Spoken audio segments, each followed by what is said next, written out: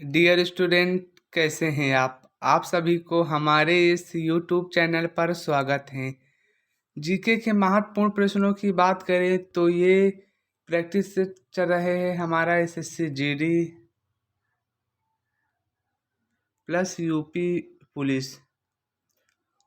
अगर आप हमारे चैनल में नए हो तो प्लीज़ हमारे चैनल को सब्सक्राइब एवं लाइक करें, अधिक से अधिक शेयर करें ताकि अधिक से अधिक लोगों का लाभ हो सके और वो अपना सपना पूरा कर सकें। चलिए आज के क्वेश्चन की बात करें। क्वेश्चन नंबर 1, राष्ट्रपति के क्षमादान की शक्ति का उल्लेख किस अनुच्छेद में है? ऑप्शन 1 अनुच्छेद 72, ऑप्शन 2 अनुच्छेद 61, ऑप्शन 3 अनुच्छेद 81, ऑप्शन 4 अनुच्छेद 161। इसका ऑप्शन सही है ए, अनुच्छेद 72। अनुच्छेद 161 की बात करें तो यहाँ पर राज्यपाल की है, यहाँ पर राज्यपाल के क्षमादान का उल्लेख है। आर्टिकल 21 की बात करें तो राष्ट्रपति के लिए महाभियोग का उल्लेख है। आर्टिकल 21 के लिए लोकसभा का उल्लेख है, आर्टिकल 81 में। क्वेश्चन नंबर 2, निम्नलिखित में से अलग को पहचानिए। Option 1 Ganga, option 2 Godavari, option 3 Narmada, option 4 Krishna. इसका ऑप्शन सही है सी, नर्मदा। ये तीनों बंगाल की खाड़ी में जाकर गिरती हैं, जबकि नर्मदा ये अरब सागर में जाकर गिरती है।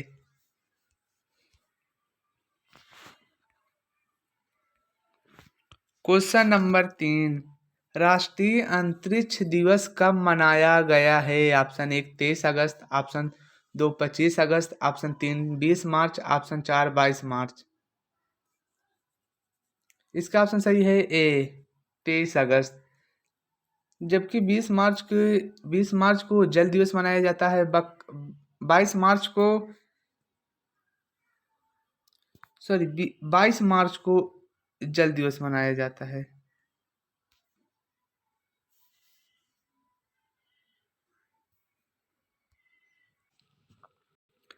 भारतीय संसद में शामिल है। ऑप्शन 1 केवल लोकसभा, ऑप्शन 2 लोकसभा और राज्यसभा, ऑप्शन 3 राष्ट्रपति लोकसभा और राज्यसभा, ऑप्शन 4 इनमें से कोई नहीं। इसका ऑप्शन सही है सी, राष्ट्रपति लोकसभा और राज्यसभा। हमारे राष्ट्रपति की बात करें तो इसका उल्लेख आर्टिकल 52 में, लोकसभा की बात करें तो आर्टिकल 81 में, राज्यसभा की बात करें तो आर्टिकल 80 में।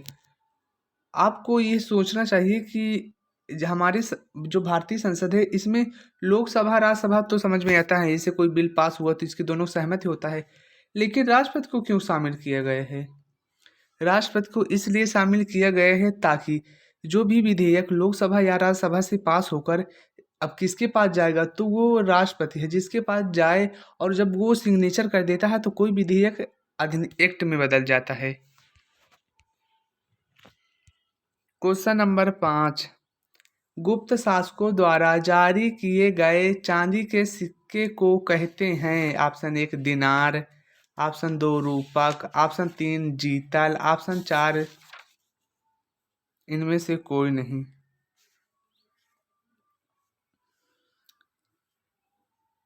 इसका ऑप्शन सही है बी रूपक।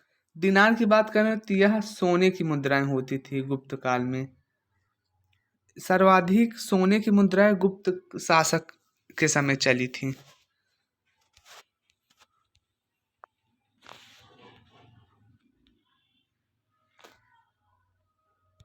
क्वेश्चन नंबर 6, वह प्रक्रिया है जिसमें एक जीव अपने टुकड़ों में काटा जा सकता है और प्रत्येक टुकड़ा नए जीव में विकसित हो जाता है, कहलाता है?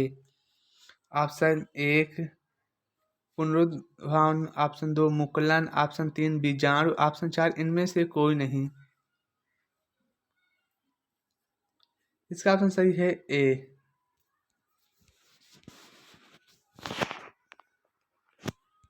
क्वेश्चन नंबर 7, दांडी मार्च के दौरान प्रसिद्ध गान रघुपति राजा राम के संगीतकार किसको माना जाता है? ऑप्शन एक मल्लिकार्जुन मंसूर, ऑप्शन दो कृष्ण राव शंकर, ऑप्शन तीन दिगंबर विष्णु, ऑप्शन चार इनमें से कोई नहीं।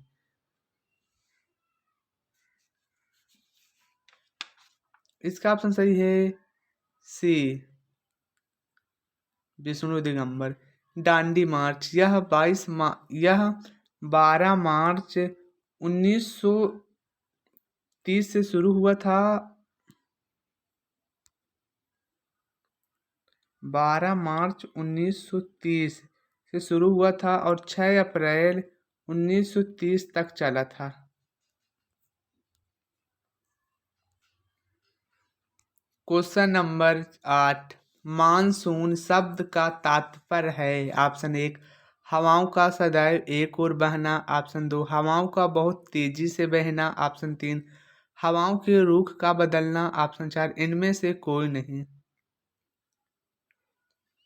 इसका ऑप्शन सही है सी हवाओं का रुख बदलना। मानसून यह एक अरबी शब्द है। क्वेश्चन नंबर 9, ध्वनि वस्तुओं के डैश से उत्पन्न होती है? ऑप्शन एक कंपन से, ऑप्शन दो सतत से, ऑप्शन तीन स्थित से, ऑप्शन चार एक समान से। ध्वनि किससे उत्पन्न होती है? ऑप्शन एक कंपन से। ध्वनि एक अनुदैर्ध्य है।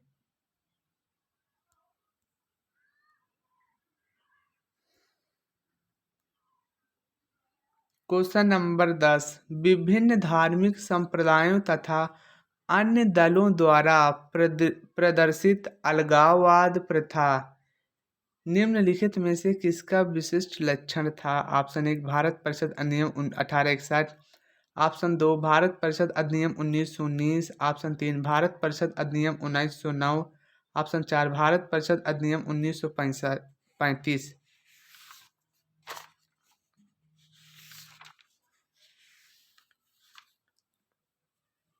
इसका ऑप्शन सही है सी भारत परिषद अधिनियम 1909। इसे मार्ले मिंटो अधिनियम भी कहा जाता है। 1919 की बात करें तो इसे मांगटेंगू चेम्सफोर्ड कहा जाता है। हमारे संविधान का अधिकतम भाग लगभग कहा जाता है 50% भाग भारत शासन अधिनियम 1935 से लिया गया है। क्वेश्चन नंबर 11, निम्नलिखित में से कौन एक परमाणु ऊर्जा केंद्र नहीं है? ऑप्शन एक नरोरा, ऑप्शन दो काकरापार, ऑप्शन तीन तारापुर, ऑप्शन चार चमेरा। इसका ऑप्शन सही है डी चमेरा। नरोरा यह उत्तर प्रदेश में है, काकरापार यह गुजरात में है, तारापुर यह महाराष्ट्र में है। कुछ और इम्पोर्टेंट हैं उन्हें भी लिख लीजिए, जैसे कुरनकुलम और कलपक्कम ये तमिलनाडु में है, तारापुर तो हो गया, और इसी के साथ एक याद करिए ट्राम्बे ये दोनों महाराष्ट्र में है। कैगा की बात करें तो कैगा कर्नाटका में है। एक और है महत्वपूर्ण कोटा, कोटा राजस्थान में है। क्वेश्चन नंबर 12, कुलीन प्रथा किसके शासनकाल से संबंधित था? ऑप्शन एक पाल, ऑप्शन दो राष्ट्रकूट, ऑप्शन तीन प्रतिहार, ऑप्शन चार सेन। इसका ऑप्शन सही है डी सेन। सेन वंश का शासक एक हुआ करता था बल्लाल सेन।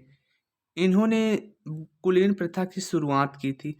इसका सेन वंश का एक और शासक होता था लक्ष्मण सेन, जो हम पढ़ते हैं गीत गोविंद के लेखक जयदेव है। जयदेव लक्ष्मण सेन के दरबार में हुआ करता था।